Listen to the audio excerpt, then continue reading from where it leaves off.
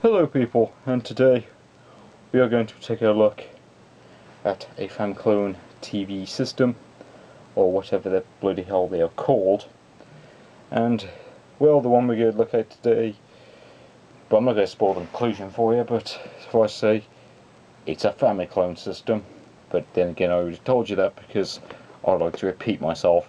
Yes, anyway, today we're going to take a look at the ultimate TV game, which doesn't stand up properly. As you can see, here is the Ultimate TV Game logo, rendered in a nice bold font. We have a random background of a city or something. It looks like it was taken from a SimCity game or something. SimCity 4 maybe? I'm not sure. We have this rather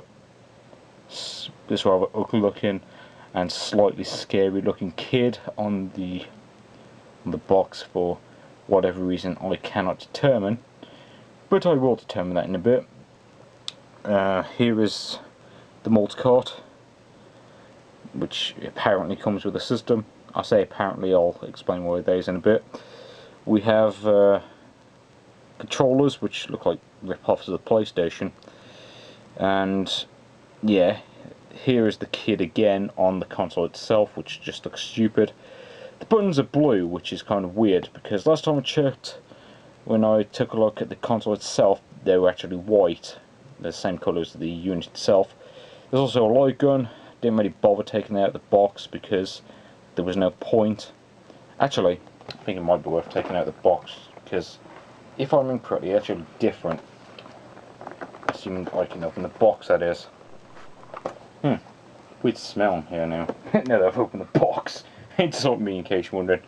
Yeah, here is what the gun looks like on the box. It looks like a proper pistol. You know, like I'm not sure which model, but here is what it looks like. It doesn't have any brown leathery colour in it, or anything of that sort. And it doesn't look anywhere near as realistic. Yeah, I don't really understand why that is, but inconsistency is pretty much a theme that runs throughout this product, as you will see. Here is the controller, A button, B button. As you may notice, the buttons aren't actually marked, so instead of A, B, X and Y or whatever, you have this button, this button, this button and this button. No shoulder buttons, as you might imagine, and if you look, it looks, well, just like a PlayStation controller really, except nowhere near as good. And, well, if you take a look at the unit itself, it's one of the few things that actually looks remotely like the that looks remotely like the console on the box. Yep, it's even got the same ugly looking kid, and he looks even scarier here. As you may notice, buttons are grey as opposed to blue, which is kind of weird. I suspect you could probably pull this kid off if you want to, and I do want to, but that will probably send the resale value through the floor. What's kind of weird is that if you look on the side of the box, there is no kid on there, so I don't get it. Also, the buttons are grey, so like I said, inconsistency is pretty much a theme that runs throughout this whole console. Speaking of inconsistency, here is the multi-cart, a 19-in-1, which quite blatantly is not actually a 19-in-1. It's really, well, according to the cartridge label, it's really like a 5-in-1, because they really were that lazy when they came to making this multi-cart, the fucking bastards. Now, here is what the multi-cart looks like on the box, and here is what it looks like in real life. As you can clearly see, they look absolutely nothing alike. Card shape is different, label is different, and the colour is different. So, once again, inconsistency by Amy's Ultimate TV Game. And here is the AC adapter, made in China, of course. Then again, you would expect that. What's funny about this AC adapter is that it gets really hot really quickly. I suspect after about an hour or two it would start catching fire and just burn your house down. Obviously I didn't leave it plugged in for longer than that because I didn't want to risk that happening to me. The same thing happened to my Game Gear adapter. Although granted it is better than putting in 6 batteries that last for about 3 hours. And here are the AV cables. just red and yellow, as opposed to the red and white that the Ultra 8-bit had, which is kind of weird.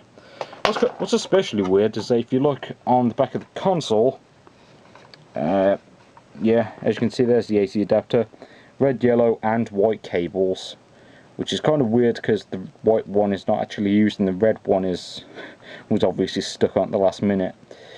Also funny is that the yellow one is quite obviously not moulded properly, I don't think. Oh yeah, and if you open the case, if it opens properly, yeah, obviously you can't put CDs in because that'd be funny, and it wouldn't work.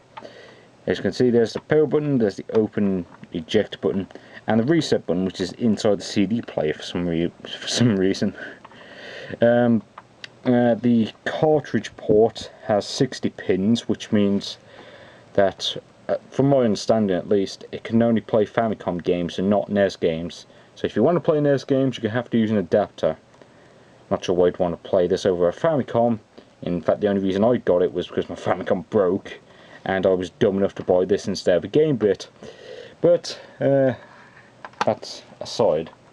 Oh yeah, also I point out the cartridge ports have 9 pins, so I presume you could plug in a Mega Drive controller and it will work just fine. But sadly, I don't have a Mega Drive. Yes, I know it's blasphemous, but I don't care. And I just realised something. The kid on the top actually has webbed hands. I mean, why is this a frog? It doesn't even make any sense. But yeah. Anyway, I'll see you in part 2, people.